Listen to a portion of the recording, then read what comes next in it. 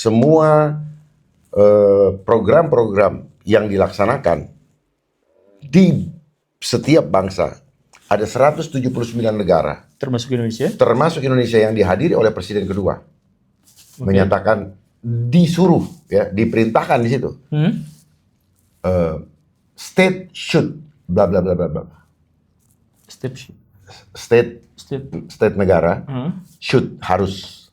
Jadi di setiap pasal-pasal itu state should. Jadi sifatnya apa? Perintah. Negara harus melakukan. Negara ini harus melakukan ini menuju kepada 2030. Bukan asal ngomong, gitu loh. Makanya dibilang cuaca ekstrim. Ekstrim itu apa? External energy mechanism. External energy mechanism. Berarti ada energi luar daripada alam. Kita harus paham dan melihat dengan jelas bahwa kita sudah digiring dengan skrip yang sangat jelas dan mereka sudah memiliki timeline itu. Assalamualaikum Beraya, ini Guru Gembul dan sekarang saya bertemu dengan salah seorang tokoh yang pernyataan-pernyataannya begitu kontroversial dan sering mengundang diskusi dan perdebatan panjang di media. Pak Dharma, Bang Rekun. Apa kabar, Pak? Kabar baik Guru. sih, Pak. Kita salaman. Saya murid. Saya murid. Di belakang kita udah salaman, tapi sekarang di kamera kita gimmick aja salaman lagi. Ya, namanya juga ini kamera kan. Nah, ini ada buku Pak Dharma. Kalau berkesempatan silahkan dilacak bukunya dan dibeli. Kita akan memberikan perspektif yang berbeda. Betul ya? Dari yang umum. Dari yang umum. Jadi ini informasinya mungkin akan sama, tetapi bagaimana cara menyikapi informasinya ini akan sangat berbeda. Tapi saya sendiri belum baca sih, baru dikasih barusan. Pak Dharma, Pak Dharma dibuntuti? Ya? Kesini? Enggak. Oh enggak, alhamdulillah. Guru yang buntutin saya. Karena datangnya dibuntut. Oh iya, enggak. Oh iya betul. Pak, jangan bongkar-bongkar bahasa, selalu suka terlambat, Pak. Kita mulai dari pertanyaan sederhana, Pak. Bapak percaya kan bahwa dunia saat ini, ya, manusia-manusia seperti kita itu dilihat, diawasi terus-terusan oleh sistem yang besar. Apakah kepolisian kita termasuk pihak yang mengawasi kita dan mungkin juga menjadi alat kontrol bagi masyarakat? Kita mulai dari situ. Dari pertanyaannya Pak Guru. Sebenarnya Pak Guru hanya butuh konfirmasi dari saya. Semacam itu. Sebenarnya Pak Guru sendiri sudah punya kesimpulan. Cuman Pak Guru menggunakan saya untuk jadi speakernya Pak Guru. Semacam. Di belakang layar tadi Pak Guru udah memberikan buku kuncinya. Jawabannya iya, udah. Ya, sudah. Maksud saya sebagai purnawirawan, Bapak bisa menjelaskan yang lebih detail atau? Yang mana dulu nih? Kan tadi ada dua nih. Bahwa diawasi. Bahwa kepolisian menjadi alat untuk mengawasi warganya. Memang iya. Dan menjadi alat kontrol warganya. Betul. Polisi menjadi itu. Memang tugasnya seperti itu. Jadi disamarkan dengan Kamtibmas. Kamtibmas disamarkan dengan, sebelumnya saya melihat lurus-lurus saja nih. Artinya lugu-lugu aja. Melindungi, melayani, mengayomi. Sebagai perwira dulu. Ya, melindungi. Apa yang dilindungi? Oh, melindungi hak. Apa yang dilayani? Hak untuk mendapatkan rasa aman. Apa yang diayomi? Menjadi tempat untuk rakyat berlindung. Nah itu pada dasarnya.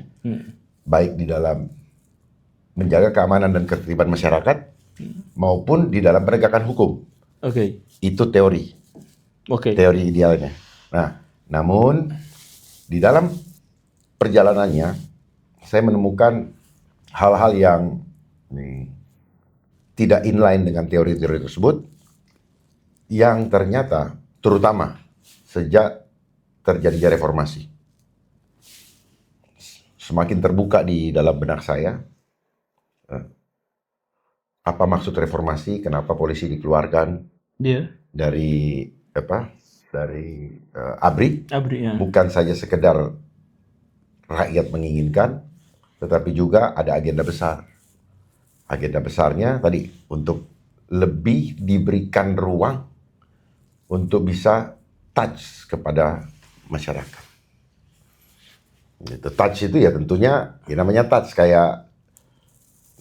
itu pengawasan melekat. Gitu. Oh. Itu touch. Jadi makanya kayak CCTV itu Ya, watching agenda everywhere kan gitu. agenda tersembunyi apa yang dimaksud? Bisa di-share? Agenda tersembunyi tadi Bapak bilang ya ada agenda lain selain dengan yang Ya, karena gini, kan polisi pada hakikatnya adalah suatu lembaga yang fungsinya itu melayani masyarakat, betul. nempel ke masyarakat sehingga dia menjadi etalase, ya, sehingga setiap langkah yang ada di masyarakat selalu pasti berhubungan dengan kepolisian. Kenapa masyarakat sering merasakan adanya ketidaknyamanan atas perilaku polisi sebagai manusia yang keluar dari fungsinya sebagai pelindung, pelayan, dan pengayom, karena tanpa disadari polisi, kalau kita mengacu kepada Undang-Undang Dasar, dia sebagai alat negara. Iya. Namun karena polisi adalah salah satu subsistem dari sistem pemerintahan, di mana polisi tidak bisa lepas daripada siapa yang memegang pemerintahan itu, gitu. Akhirnya tanpa sadar dia terbawa arus global. Arus global ini kan lebih banyak kepada penerapan sistem kapitalis, sehingga kapital itulah yang perlahan-lahan merubah karakter dari fungsi melindungi, melayani, dan mengayomi rakyat, karena kapital berubah fungsi. Siapa yang punya kapital, dia yang itu yang dilayani. Akhirnya itulah kenapa banyak yang menyebutkan dia menjadi alat kekuasaan. Kekuasaan itu bisa karena power, bisa karena money. Ya, ini ini logika sederhana kok. Iya. Ya, itu yang disebut oligarki lah atau whatever gitu. Iya. Nah, itulah yang terjadi. Nah, kenapa terjadi seperti itu? Kita tidak bisa saya tidak menyalahkan, tapi sistem yang menggiring, di mana rakyat yang tidak punya koneksi dengan ordal, maka dia akan modar. Iya. Nah, rakyat yang banyak ternyata hanya menjadi objek dominasi dan eksploitasi. Iya. Sehingga kenapa orang memburu kekuasaan atau berusaha menempel kepada kekuasaan supaya bisa bersama-sama. Tapi dalam alam pikiran Bapak, saya mohon maaf, saya hanya menemukan di media, tapi bukankah dalam pikiran Bapak sebenarnya siapa penguasa dan siapa yang dikuasai itu sudah diplot kan? Sudah ada skripnya. Sudah ada skripnya. Ya. Betul kan ya? Betul. Ya, artinya polisi dalam hal ini atau lembaga apapun yang ada di Indonesia, institusi apapun yang ada di Indonesia, sebenarnya mereka sudah diberikan job desk masing-masing. Ya, makanya istilahnya job desk. Oke. Job desk. Apa itu job desk? Iya, peta pekerjaan. Yes. SOP dari pekerjaannya. Sudah ada skripnya. Iya. Ya, dan sudah ditentukan, termasuk anggarannya dikasih. Makanya setiap ASN atau pegawai pemerintah, tagline-nya adalah kinerja berbasis anggaran. Dan proses itu dipercepat ketika reformasi, di mana muncul istilah remunerasi, di mana kita dapat persentase kinerja dari program globalisasi yang harus dilaksanakan di setiap kementerian dan lembaga yang ada di negara kita. Jadi sebenarnya polisi dan lembaga-lembaga serta institusi yang ada di Indonesia itu sebenarnya bekerja untuk pemerintah kita atau sesuatu yang lebih besar yang tadi Bapak sebut global. Ya, yang mereka laksanakan kan semuanya sudah ada skripnya berupa agenda global.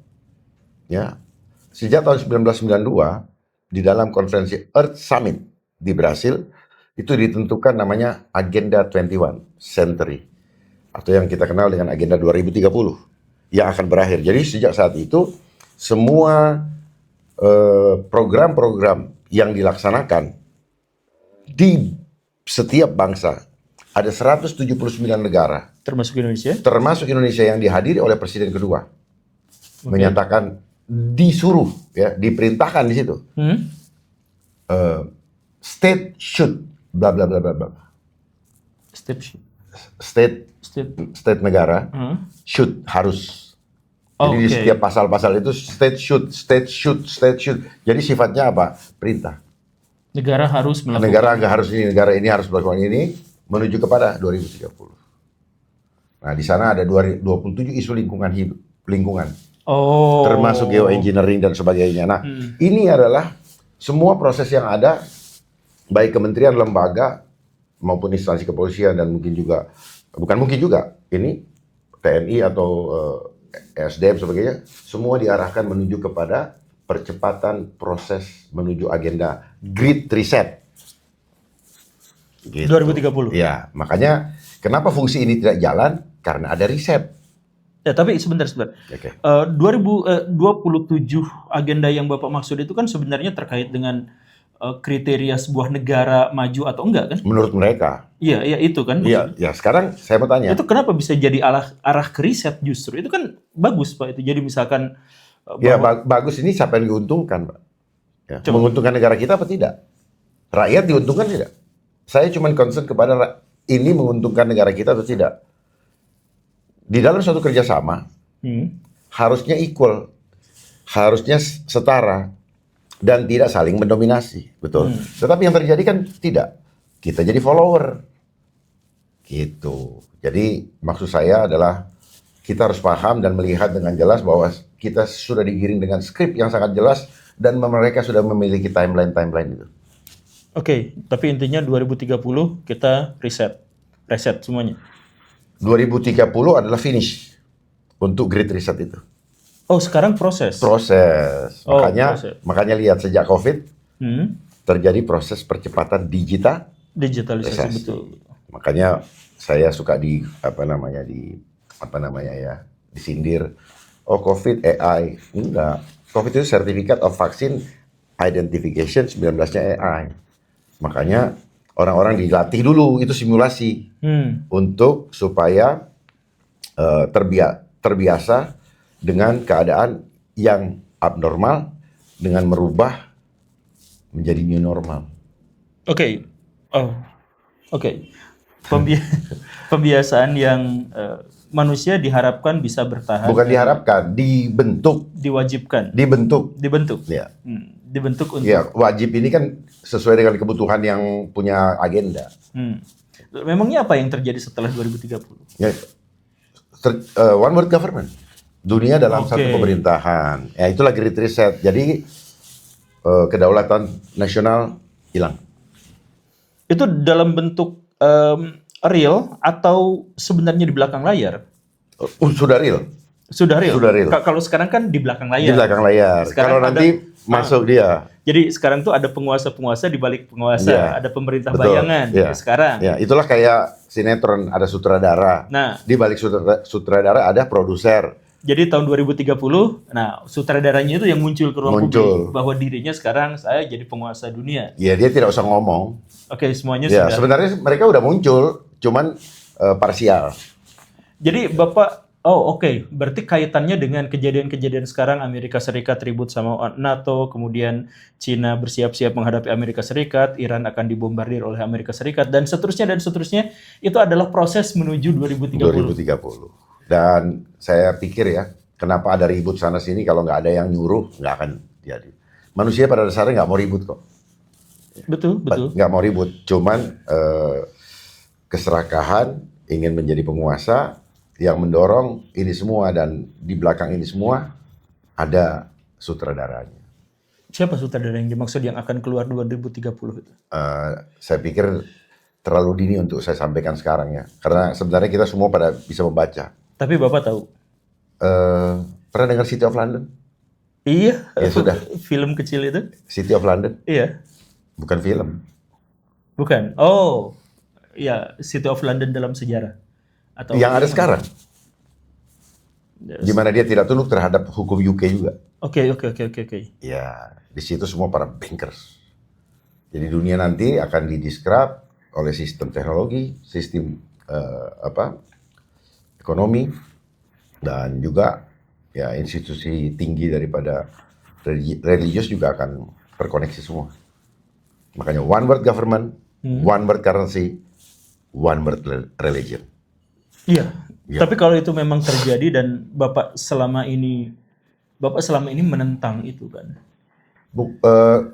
Menentang dalam arti begini, apakah itu tujuan kita dihadirkan oleh Sang Pencipta ke dunia ini? Ini adalah ujian iman bagi kita semua, Pak Guru. Oke. Ya, jangan main-main. Yang mau dicuri adalah jiwa kita. Ya. Tubuh kita boleh luluh lantak, tapi jiwa jangan sampai direbut oleh mereka, oleh sistem ini. Ya. Yang ingin kita betray, yang ingin kita berkhianat, yang ingin kita melukai atau meninggalkan ketaatan kita kepada Tuhan yang menghadirkan kita. Kita hadir di dunia ada maksud Tuhan loh. Bukan sekedar hadir untuk senang-senang hidup segala macam. Untuk menyatakan, menjadi media. Dia yang tidak kelihatan, kita yang kelihatan, menunjukkan kepada dunia bahwa dia berkuasa. Kita kadang-kadang sudah hadir ke dunia ini, merasa pintar, lupa dari mana kita berasal. Sehingga kita menjadi pongah. Coba kita ingat kembali, Guru Gembul bisa begini, bisa hebat ngomong segala macam, dikenal, lupa siapa yang menghadirkan. Coba lihat masuk ke dalam rahim ibu. Sebelum ada di rahim ibu, Guru Gembul ada di mana? Kalau Guru Gembul sudah tahu, maka Guru Gembul akan tahu untuk apa Guru Gembul ada di dunia ini. Kita masuk ke ranah yang lebih spiritual. Jadi Bapak berkata seperti ini dalam artian Bapak berkeyakinan bahwa di dunia ini ada sekelompok besar orang jahat atau sangat yakin. Iya, dan iya Bapak berarti mengaitkan itu dengan Dajjal lah ya. Ya, betul. Dajjal atau yang dengan konsepsi yang semacam betul. Dajjal kalau di kami antikris. Antikris. Yes.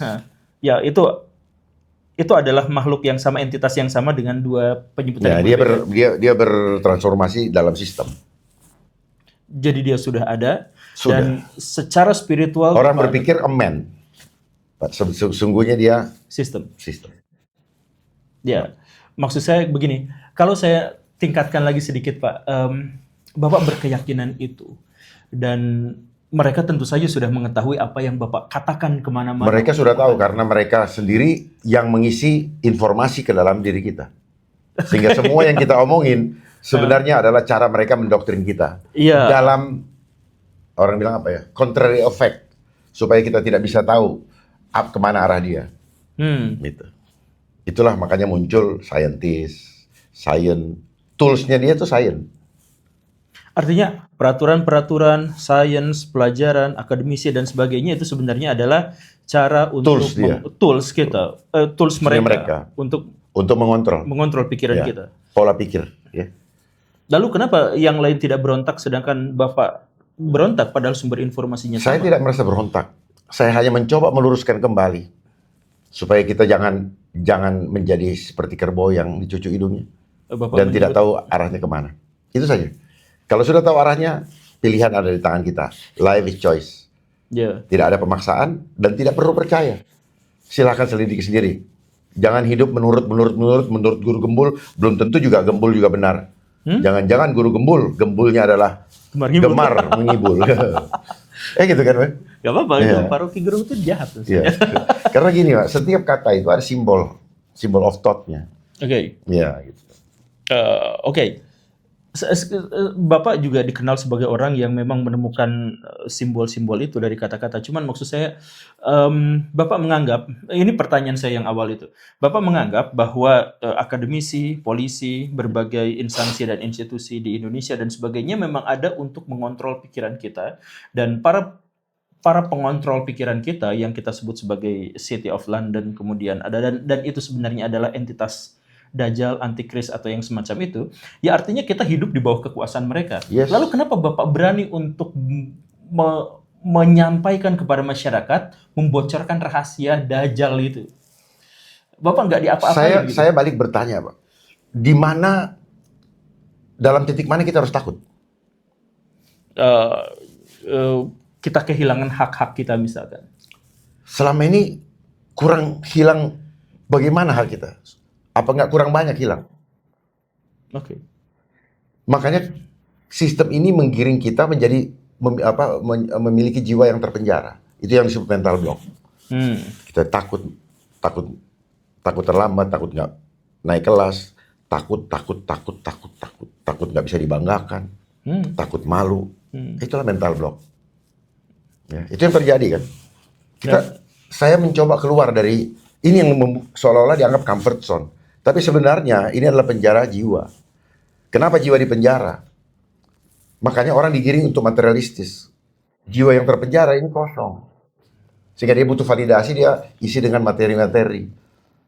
Kalau kayak guru gembul, begitu sederhana. Tidak perlu validasi materi lagi. Guru gembul sudah punya nilai tersendiri. Betul nggak? Mau naik motor, mau jalan kaki, nggak penting lagi. Tapi selama ini kita atas nama modernisasi, mode era nation, perubahan peradaban, sebenarnya perubahan peradaban manusia menjadi manusia yang tidak fitrah. Itu yang kita mau. Saya belajar banyak dari guru gembul, mengajar kita untuk kembali ke fitrah. Jadi sesungguhnya apa yang saya sampaikan guru gembul udah paham. Ya, itu aja ya. Jadi bukan menyuruh orang ini, cuman bukan dia melawan, saya tidak merasa melawan, saya hanya meluruskan. Kita mari belajar mempertanyakan. Jangan kita dicekokin. Karena sistem ini cuman menyuruh kita what to think, bukan how to think. Jadi apa yang selama ini Bapak katakan tidak terlalu penting. Yang paling penting itu adalah bagaimana proses untuk bisa sampai ke kesimpulan itu. Iya. Dan silahkan skeptis, silahkan pelajari sendiri, silahkan selidiki sendiri. Iya, belajar dari pola. Kenapa kita diajar dulu ada pola-pola dan kita dikasih tahu ada benang merah. Hubungkan benangnya, kaitkan, jahit, maka gambarnya akan kelihatan. Seperti main puzzle. Gitu. Jadi kita harus supaya mengerti big picture-nya. Big picture-nya udah ada. Big picture-nya udah ada, Pak. Cuman mereka perintil-perintilin supaya tidak tahu mana duluan, mau kemana arahnya. Gitu, Pak. Semua keterhubungan. Makanya mereka membangun sustainable development. Nah, ya itu ya, 27 itu. Ya. Kalau itu 17. 17. Oh ya, Ya. 17, maaf. Kalau isu lingkungan 27. Ya. Makanya geoengineering termasuk cuaca yang ada terjadi hari ini. Gitu. Ini ada kontrol. Ada sangat ada. Apa hak mereka memainkan modifikasi cuaca tanpa izin rakyat? Itu namanya playing God. Dia. Ingat diming? Diming tahu? Apa itu? Dimmer, lampu. Oh iya lampu. Terangi, redupi, terangi, Iya. Iya, itu teknologi ada. Dan teknologi yang dimainkan di negara kita, ini belajar dari mereka yang punya agenda. Diajarin begini, kasih barangnya, kasih alatnya, kasih quantum computingnya. Itu globalis atau pemerintah kita juga menjadi operatornya? Iya jelas, jelas. Skripnya udah ada kok. Cek aja ke RPJMN-nya. Cek aja anggaran-anggaran mereka, yuk. Ayo. Ada yang mau terbuka kita lihat ya. Enggak, cek aja ke anggarannya. Semua kan ada di situ. Karena apa? Mereka nggak bisa. Mereka tidak bisa memainkan itu kalau anggarannya nggak keluar. Jadi anggaran mau keluar, program jalankan. Kan gitu. Kinerja berbasis. Ayo penggembul. Kinerja berbasis anggaran. Gitu. Kalau nggak ada anggaran, semangat nggak? Jadi ini semua adalah perannya main masing-masing nih. Pra, saat, pasca. Coba lihat siapa yang berperan, siapa yang ini, setelah ini siapa berperan. Itu.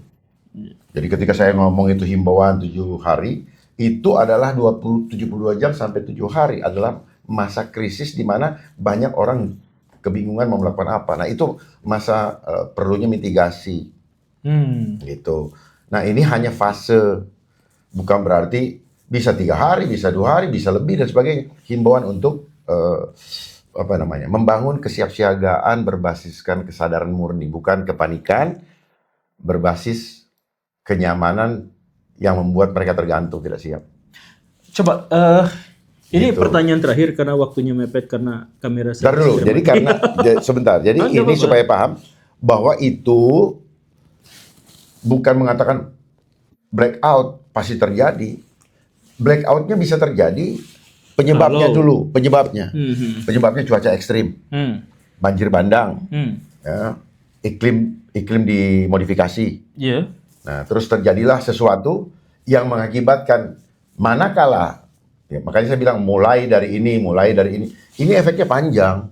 Bisa aja banjir bandang manusia, rumah hancur, dan sebagainya. Jadi ini blackout ini adalah akibat daripada sebab utamanya. Sebab utamanya ini kemungkinan nanti akan menjadikan force major.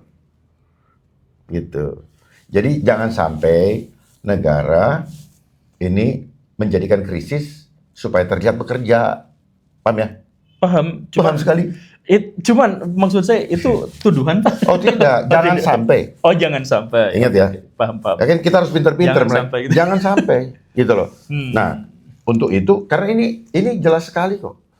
Bahkan kimia-kimia yang disebar di udara juga itu kimia-kimia yang sudah diakui beracun. Aluminium itu yang menyebabkan apa? Alergi, Pak. Nah, terus tangan gatal-gatal itu aluminium, barium, sama stetorium itu sebar.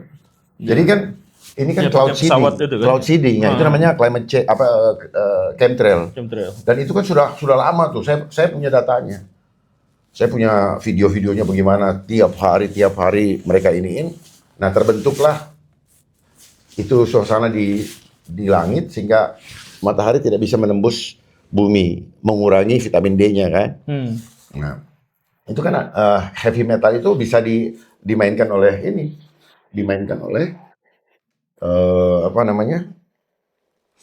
dimainkan oleh ini, Pak, komputer. Sedang menunjukkan data.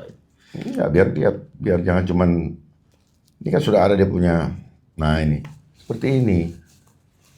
Oke, apa ini? Tuh. Oh. Tuh, ya. Nanti ini ditampilkan di sana. Nih, silakan tuh. Udah ada. Mereka juga belajar dari sini. Bukan asal ngomong. Gitu loh. Makanya dibilang cuaca ekstrim. Ekstrim itu apa? External Energy Mechanism. Oke. External Energy Mechanism. Berarti ada energi luar daripada alam. Kalau alam percaya tidak akan mencelakakan. Alam itu dia hanya mencari keseimbangan untuk kebaikan umat manusia. Iya. Itu lah ya. Gitu. Jadi kalau segala sesuatu yang ekstrim, lihat aja di sini sebentar, di sini sebentar, di sini. Ini tergantung dananya. Tiba-tiba banjir sini. Tergantung pesanan. Oke. Banjir, termasuk berbagai bencana itu juga memang ada rekayasa dari pihak luar. Ada. Rekayasa luar dari Ya, alam. sekarang gitu ya. institusi ini ada buat apa? BMKG ada buat apa? Untuk menangani itu. Kenapa harus itu? Ini kan namanya apa namanya ya? Crisis management kan gitu. Iya betul. Iya, pengelolaan manajemen kan. Pengelolaan krisis kan. Iya. Ya, jadi maksudnya adalah lembaga ini dibikin, lalu ada anggarannya, karena memang ada hal yang harus diselesaikannya, dikerjakannya. Gitu. Yang dikerjakannya itu adalah bikinan mereka sendiri. Itu adalah buat masalah, cipta reaksi, beri solusi. Dan turun anggaran. Yes. Ya, begitu. Dan itu berlaku dari pemerintahan paling lokal sampai nasional sampai global. Dari sana ke sini, jangan dibalik. Oke. Yang dibalik. Ya, itu namanya rantai komando. Pak, terakhir. Baru terakhir tuh. Ini baru terakhir.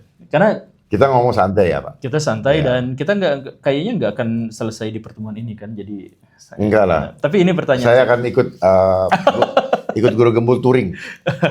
Enggak lah, Pak. Saya nggak ada duitnya.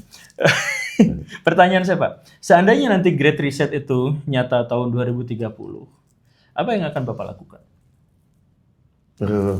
Saya tidak tahu apa yang akan saya lakukan ke depan. Ikutin saja rencana Tuhan. Gitu. Justru bukan apa yang saya akan lakukan ke depan. Tapi bagaimana kita menghadapi itu nanti dari sekarang. Karena kita tidak bisa hidup sendiri. Bangun komunitas. Gitu. Jangan kita memperkuat ekosistem yang sedang mereka bangun. Tapi dengan Bapak upayakan barusan itu kan justru Bapak dikucilkan kan? Jadi sulit untuk bikin komunitas karena tergantung, makanya kenapa sulit? Pemikiran Bapak sendiri yang sudah memental blokkan Bapak sulit. Justru itu kalau sudah terbangun kesadarannya, Pak, tanpa diperintah semua bangun dan semua sadar kenapa saya ngikutin ini dan ini.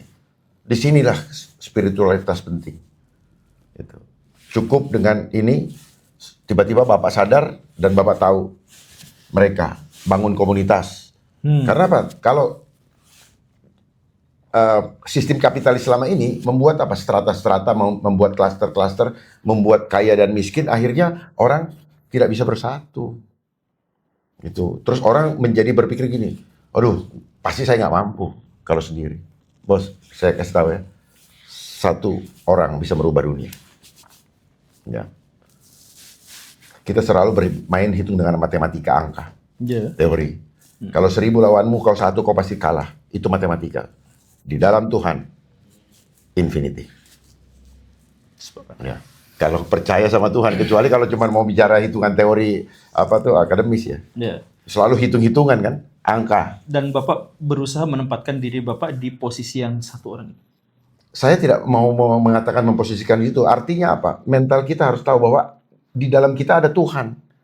Kalau kita menjalankan apa yang Tuhan suruh, Tuhan yang jaga. Gak usah dipikirkan hasilnya seperti apa. Itu namanya ikhlas, bos.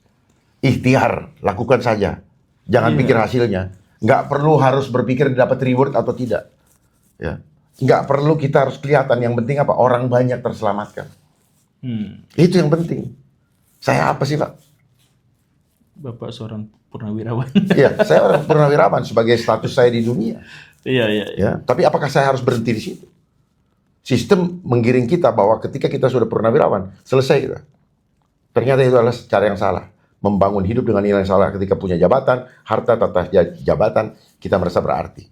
Sehingga banyak setelah itu down mental. Itu yang salah. Apakah salah mereka? Tidak. Sistem yang membentuk mereka punya kepribadian seperti itu. Iya. Oke, itu saja Baraya. Kapan-kapan kita lanjutkan diskusinya. Ini sangat menarik dan pada bagian inilah saya merasa tersentuh karena ada dimensi-dimensi spiritual yang ternyata melatari gagasan dan kesimpulan-kesimpulan yang dibangun selama ini oleh Pak Dharma. Baraya mau setuju mau tidak, itu dipersilahkan kepada Baraya, tetapi yang jelas pesannya sebenarnya adalah silahkan selidiki sendiri, cek sendiri, jangan mental block, jangan mengikut pada orang lain sepenuhnya. Baraya punya otak, Baraya punya nalar, Baraya punya kesempatan untuk mencari kebenaran walaupun ada pihak lain yang mungkin menginginkan hal yang sebaliknya. Terima kasih karena sudah menyimak. Saya Guru Gembul dan Pak Dharma pamit undur diri. Assalamualaikum warahmatullahi wabarakatuh. Sebentar. Menyatukan frekuensi untuk sama-sama berjuang buat bangsa. Siap. Setuju? Setuju. Terima kasih.